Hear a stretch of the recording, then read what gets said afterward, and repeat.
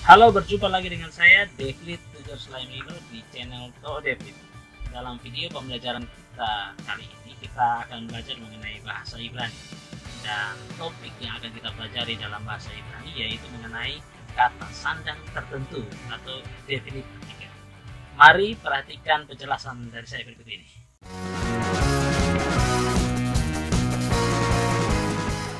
Dalam pembahasan kita mengenai bahasa Ibrani kali ini, seperti yang sudah sampaikan tadi, kita akan belajar mengenai kata sandang tertentu atau definite article. Dalam bahasa Ibrani itu juga ada yang disebut dengan kata sandang, ya. Tetapi kata sandangnya adalah kata sandang tertentu atau definite article.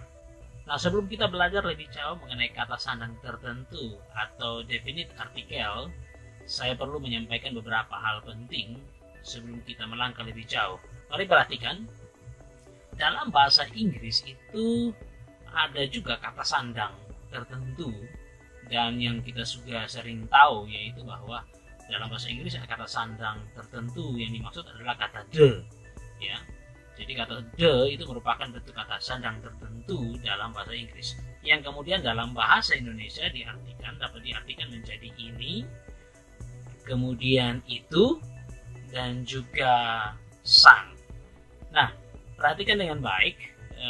Jadi kata-kata ini dalam bahasa Indonesia, kata the itu kemudian diterjemahkan dalam bahasa Indonesia dengan arti ini, itu, atau sang, ya, atau sang. Oke, ini hal pertama yang perlu dipahami mengenai kata sandang. Jadi paling tidak ini jadi gambaran bagi kita bahwa contoh kata sandang itu seperti apa. Dalam bahasa Inggris itu kata sandang tertentu adalah the, sedangkan kalau dalam bahasa Indonesia kata the sendiri memang diterjemahkan sebagai ini, itu, atau sang.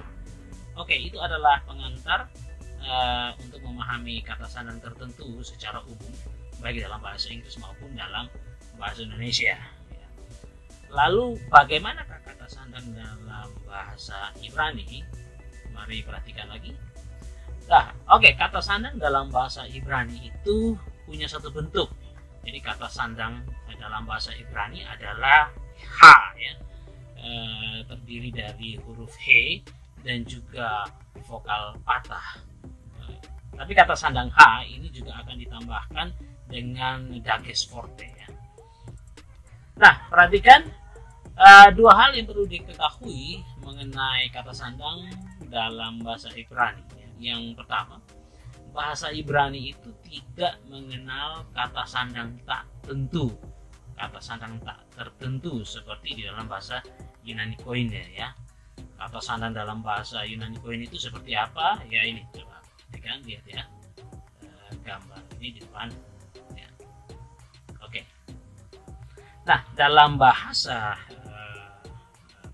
dalam bahasa Ibrani, kata sandang yang dipahami adalah, atau ya, kata sandang yang digunakan adalah kata sandang tertentu, bukan tertentu, ya. Jadi bahasa Ibrani mengenal dan menggunakan kata sandang tertentu yaitu ha, ya, seperti yang saya sudah sampaikan tadi, ya. Nah, perhatikan dengan seksama mengenai kata sandang ha ini, ya. Nanti kita akan pelajari bersama-sama. Kata sandang tertentu dalam bahasa Ibrani itu biasanya akan disandingkan dengan kata benda. Jadi kata sandang itu pasti akan disandingkan dengan kata benda, ya. Paling tidak sama lah dengan bahasa Indonesia atau dalam bahasa Inggris, misalnya the book, ya. Kata the itu adalah kata sandang tertentu dan book itu adalah kata benda. Atau dalam bahasa Indonesia seperti buku itu, nah contohnya seperti itu, ya. Maka dalam bahasa Ibrani pun demikian. Kata sandang tertentu dalam bahasa Ibrani selalu akan disandingkan dengan kata benda. Lalu apa sebenarnya yang dimaksud dengan kata sandang tertentu? Nah, ini apa yang dimaksud dengan tertentu itu? Dari tadi, apa ini maksudnya kata sandang tertentu atau apa itu tertentu? Nah, perhatikan. Nah, saya akan membawa kita untuk memahami arti atau definisi dari tertentu ini atau kata sandang tertentu dengan sebuah contoh. Sebuah frasa seorang gadis. Nah, frasa seorang gadis ini merujuk pada gadis mana saja. Yang penting hanya seorang, ya, hanya seorang gadis. Dia tidak tentu ini gadis yang mana, kita tidak tahu. Apakah gadis yang duduk di atas pohon, atau gadis yang lagi berenang, atau gadis yang buat apa di mana, kita tidak tahu. Intinya kata atau frasa seorang gadis ini merupakan sebuah frasa yang menyatakan bahwa ada seorang gadis yang mana kita tidak tahu. Maka frasa seorang gadis ini adalah sebuah frasa yang abstrak dan demikian tidak tentu, ya, tak tertentu.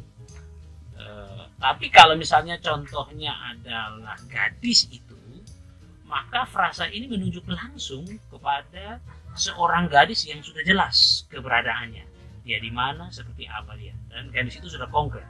Maka demikianlah, maka ini yang dinamakan dengan tertentu. Gadis itu sudah tertentu karena ada kata sandang tertentu di situ, yaitu itu, ya, gadis itu. Jadi seperti kita menunjuk langsung, oh itu gadis yang saya maksudkan adalah gadis yang itu.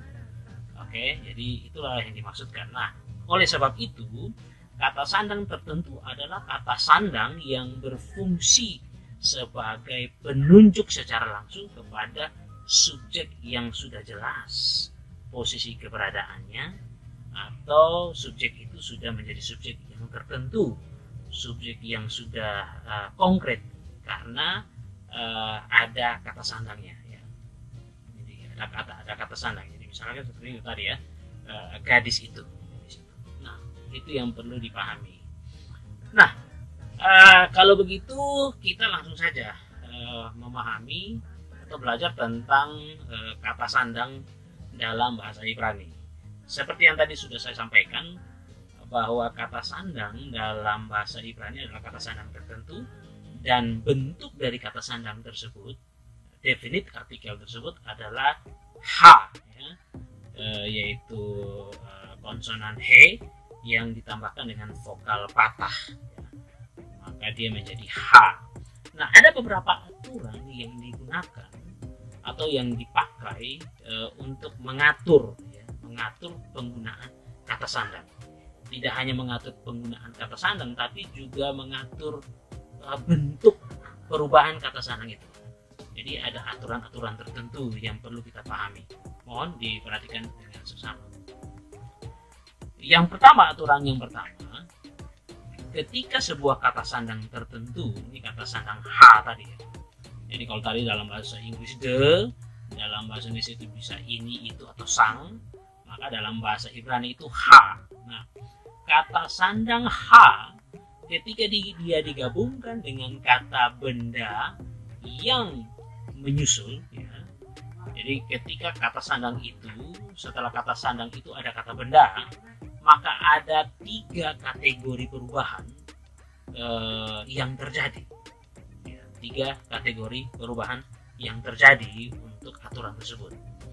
Yang pertama, ketika kata benda itu dimulai dengan huruf yang bukan termasuk huruf tenggorokan, ya, atau huruf guttural. Nah, seperti apa itu huruf tenggorokan? Seperti apa itu huruf guttural? Nah, ini seperti ini model bentuk huruf tenggorokan. Atau kalau misalnya mau belajar ada juga video pembelajaran kita mengenai huruf tenggorokan itu apa-apa saja dan aturan pemakaiannya, bisa lihat di video pembelajaran dengan link yang di atas. Oke, atau di deskripsi akan saya cantumkan juga. Nah, perhatikan kalau kata benda yang mengikuti kata sandang itu dimulai dengan huruf yang tidak termasuk huruf-huruf tenggorokan tadi. Tidak termasuk huruf-huruf tenggorokan tadi. Kalau huruf selain itulah, pokoknya semua huruf yang lain selain huruf tenggorokan, maka bentuk kata sandangnya akan menjadi seperti ini. Ya, jadi bentuk kata sandangnya itu akan menjadi seperti ini. Ya, perhatikan dengan seksama di sini, ya. Jadi bentuk kata sandangnya akan menjadi seperti ini. Ini, ya. Jadi dia ada ha, dia tetap ha, tetapi yang membedakannya adalah ada dages di sini, ya. Ada dages, titik pendua kalian di sini. Ini ada titik pendua kalian, ditambah dages di sini. dages forte ya, ditambah dages forte. Jadi kalau semua huruf yang bukan huruf tenggorokan, kalau kata benda itu dimulai dengan huruf yang bukan huruf tenggorokan, maka pasti huruf pertama dari kata benda itu akan mendapatkan dages forte. Jadi setelah ada H, kata sandang H, kemudian huruf pertama dari kata benda itu akan mendapatkan dages forte. Mari kita lihat contohnya. Contohnya ini ada kata yat, ya, ada kata yat yang artinya tangan. Ya. Ada kata yat yang artinya tangan. Perhatikan di sini. Di sini ada yot. Ini yot tidak termasuk huruf tenggorokan ya. Ini tidak termasuk huruf tenggorokan. Ya, dia bukan huruf tenggorokan. Ketika dia dimulai dengan huruf yang bukan huruf tenggorokan, maka akan berubah seperti ini. Ya, ini ada penambahan kata sandang H. Tarik ini perhatikan ada dages forte di sini. Ada dages forte. Ini yang dimaksudkan ya, H kemudian ditambah dages forte. Maka ketika ditransliterasikan dan dibaca menjadi hayat. Nah, karena ini titik kedua kalian, yot itu menjadi double ya. Yot itu menjadi double, menjadi dua kalikan sehingga dibaca hayat dan diartikan tangan itu. Oke. Baik, jadi diartikan tangan itu. Ini perhatikan, kalau ini tangan, ya tangannya mana kita tidak tahu, tidak ada penunjuk yang jelas. Tetapi ketika ditambahkan kata sandang tertentu, maka kita tahu bahwa yang dimaksudkan adalah tangan itu. Sudah jelas, ya, tangan itu. Oke, ini contoh untuk aturan yang pertama. Jadi sekali lagi ini mohon diperhatikan dengan seksama. Kita ke aturan yang kedua. Kalau tadi kata sandang itu berdampingan dengan kata benda, definite artikel itu berdampingan dengan kata benda yang dimulai dengan huruf selain huruf tenggorokan, maka yang kedua ada aturan tentang kata sandang tertentu yang berada di depan kata benda yang didahului atau dimulai dengan huruf tenggorokan. Jadi ini sekarang kasusnya adalah kebalikannya. Kalau misalnya kata benda itu justru dimulai dengan huruf-huruf tenggorokan atau huruf guttural. Nah, ketika dia dimulai dengan huruf-huruf guttural, ada lagi 3 aturan mengenai itu. Ya, perhatikan. Yang pertama, apabila kata benda itu dimulai dengan huruf tenggorokan head, ya, he atau head, gitu ya. Jadi kalau dia dimulai dengan huruf he atau head, maka bentuk kata sandangnya berubah menjadi begini. Ya, dia tetap menjadi huruf atau kata sandangnya adalah h dari huruf he dan juga patah. Tetapi perhatikan tidak ada dages forte. Ya, itu yang membedakan dengan aturan yang pertama tadi. Ya. Tidak ada dages forte, dia hanya kata sandang itu saja. Ya. Dia sama dengan tadi aturan yang pertama. Tapi ini bisa dilakukan, terjadi bentuknya seperti ini kalau kata benda itu dimulai dengan huruf he atau head. Oke, mari kita perhatikan contoh berikut ini. Contohnya adalah kata heref. Ya, kata heref. Kata heref ini berarti pedang. Perhatikan ini kata heref atau kata pedang dimulai dengan huruf head. Ya, oke, karena dia dimulai dengan huruf head, kata benda ini, maka dia mendapatkan aturan ini. Aturan ini. Maka kemudian perubahannya adalah begini. Tinggal ditambahkan kata sandangnya di depan, ya, tidak ada spasi. Perhatikan penulisannya tidak ada spasi, kata sandang itu nyambung dengan kata benda. Ya, namun ini tentu berbeda dengan kata sandang dalam bahasa Inggris maupun dalam bahasa Indonesia, karena dalam bahasa Inggris maupun dalam bahasa Indonesia kata sandang itu pasti akan terpisah dengan kata bendanya. Ya, seperti ini pedang spasi itu. Atau kata debuk dalam bahasa Inggris itu antara kata sandang tertentunya dengan kata bendanya pisah, ada spasi yang memisahkan. Tapi kalau dalam bahasa Ibrani itu tidak ada pemisahan antara kata sandang tertentu dengan kata bendanya. Jadi digabung ya, nempel gitu ya.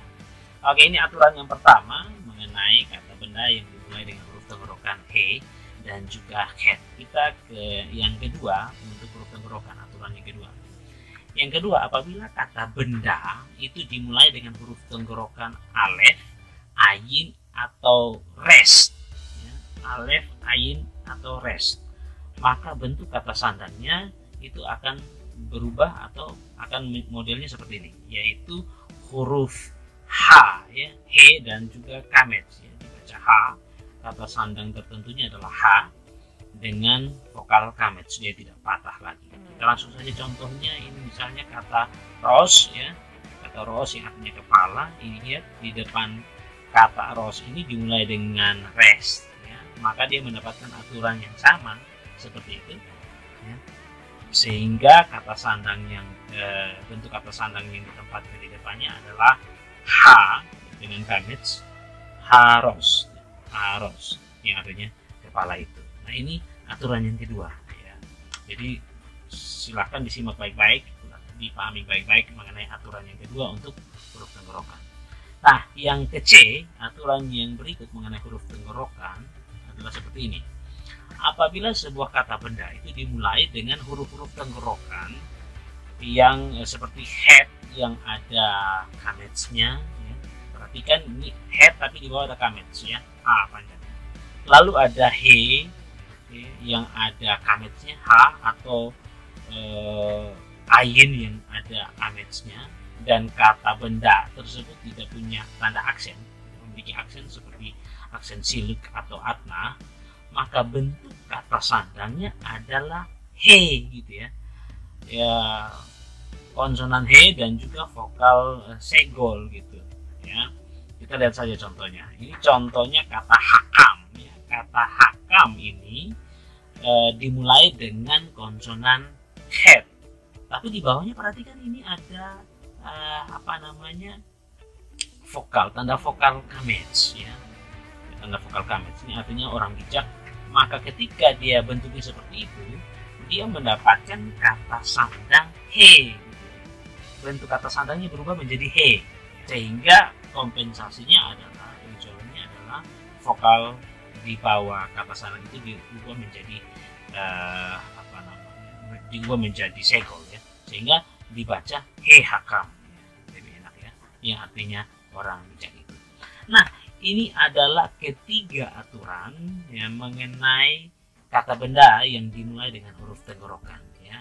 Kita masih ada satu aturan lagi mengenai kata benda yang dimulai dengan huruf pertama ini. Kalau tadi yang pertama kata benda yang dimulai dengan semua huruf selain huruf tenggorokan. Yang kedua adalah kata benda yang dimulai dengan huruf-huruf tenggorokan, ya. Dan ini juga ada 3 aturan di dalam. Nah, sedangkan yang ketiga, apabila sebuah kata benda itu dimulai dengan huruf yod. Perhatikan, dimulai dengan huruf yod yang mendapatkan suara simple yang dibunyikan, suara bunyi yang simple. Apa yang dimaksud dengan suara bunyi? Suara bunyi itu adalah tanda suara yang kemudian dibunyikan e pepet. Ada semacam bunyi e pepet, e yang kecil. Sedangkan suara simple, yang simple itu maksudnya apa? Yang biasa itu adalah suara yang tidak digabungkan dengan vokal apapun. Jadi dia hanya bentuk suara sendiri. Contoh seperti di dalam kurung ini, ya. Atau kadang-kadang mem.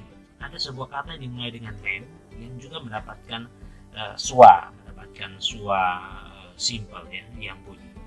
Kalau ini terjadi, maka dia mendapatkan kata sandang atau bentuk kata sandangnya adalah H seperti biasa dengan patah. Tapi perhatikan tidak ada dages forte di depan, ya. Jadi dia sama seperti aturan untuk huruf tenggorokan yang pertama itu tadi. Nah, contoh, kita langsung saja lihat contohnya. Nah, ini misalnya kata yeladim. Kata yeladim ini dimulai dengan vokal yod. Dia dimulai dengan vokal yod, dan di bawah vokal yod itu ada tanda suara simple, dan ini dibunyikan, maka dibaca yeladim, ya, anak-anak. Ketika hal ini terjadi, maka kata sandang bentuknya adalah ha, hayeladim, ya, atau hailadim, yang berarti anak-anak itu. Begitu pula dengan aturan mengenai mem tadi, ya. Nah, ini contoh ada satu kata, yaitu kata mesilah. Kata mesilah ini juga dimulai dengan mem. Di bawah mem itu ada swa bunyi yang simpel, yang artinya jalan raya. Ketika hal ini terjadi, maka kata sandang yang dipakai adalah ha yang pakai patah dan kemudian dibaca hamesilah, artinya jalan raya itu. Tetapi perhatikan, ada hal yang perlu saya sampaikan mengenai aturan ini. Kalau kita temukan ada kata-kata lain, kata benda lain yang dimulai dengan huruf-huruf lain selain yod dan juga mem, begitupun bukan huruf tenggorokan, ya.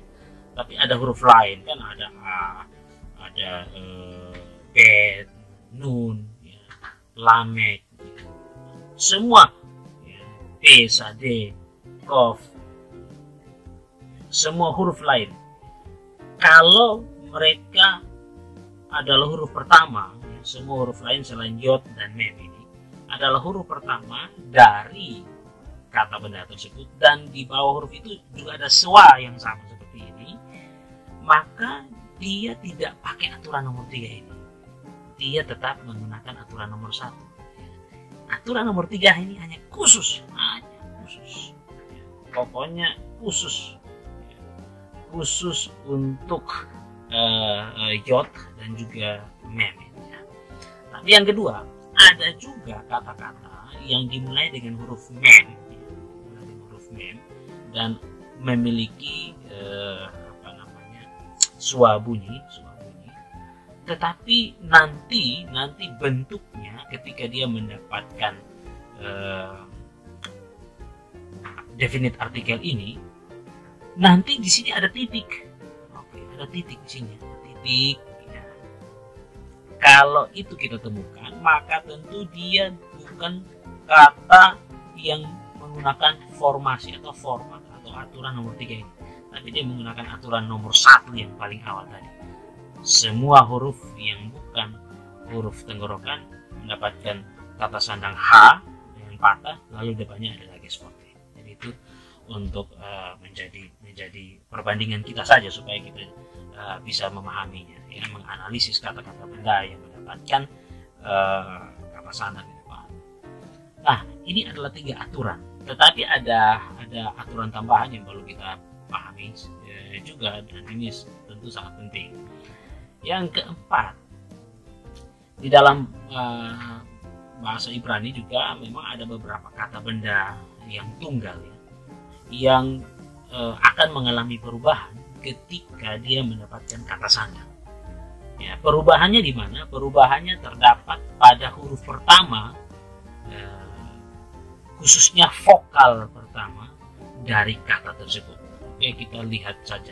Ada banyak, tapi kita mau ambil beberapa kata saja yang penting, karena kata-kata ini yang paling banyak disebutkan di dalam kitab-kitab perjanjian lama. Nah, ini contohnya kata eretz. Misalnya kata eretz, ini artinya bumi. Perhatikan perubahan ini terjadi pada vokal pertama dari kata tersebut. Nah, ini ketika dia mendapatkan ini definite artikel yang dikasih adalah ha dengan gametz, ya, karena ini huruf tenggorokan, ya, huruf tenggorokan, maka dia ha seperti ini. Lihat, perhatikan di sini segol dia berubah menjadi gametz, ya. Nah, jadi dibaca haaretz yang berarti bumi itu. Lalu ada kata har, ya, kata har gunung, kemudian mendapatkan definite artikel menjadi hahar, ya, gunung itu. Lalu ini ada am, bangsa, dia mendapat definite artikel haam, ya. Lihat, perhatikan ini, dia berubah. Ada yang berubah dari vokal panjang, vokal pendek menjadi vokal panjang. Ada yang berubah dari segol menuju ke patah, ya. Ada yang berubah dari a atau bunyi pepet menjadi bunyi yang utuh, ya. Nah, ini contoh gan, artinya kebun, kemudian menjadi hakgan. Nah, contoh perhatikan perhatikan ini dages yang ada di sini. Ini adalah titik pengeras di sini, H menjadi gun, ya kita sebutnya gun. Tapi kemudian ketika dia mendapatkan definite artikel, titik ini menjadi titik kedua kalian, dages verb ya, sehingga dibaca hagan, ya. Ada double G di sini, hagan. Ini juga sama, ini adalah par, titik pengeras di sini, par, sapi jantan. Tapi ketika mendapatkan definite artikel, dia menjadi titik kedua kalian, menjadi hakpar, ya, P-nya double, sapi jantan itu. Lalu ada kata hak, pesta, lalu jadi hak, pesta itu. Kemudian ini ada kata aron, artinya tabut atau betera. Ketika dia menjadi hak aron, ya, dia berarti tabut atau bahtera itu. Nah, ini adalah keempat poin yang kita pelajari dari aturan-aturan atau perubahan bentuk kata sandang tertentu atau definite artikel dalam bahasa Ibrani. Demikianlah pembelajaran kita mengenai kata sandang tertentu atau definite artikel dalam bahasa Ibrani. Sampai jumpa di video pembelajaran kita selanjutnya. Shalom Aleichem.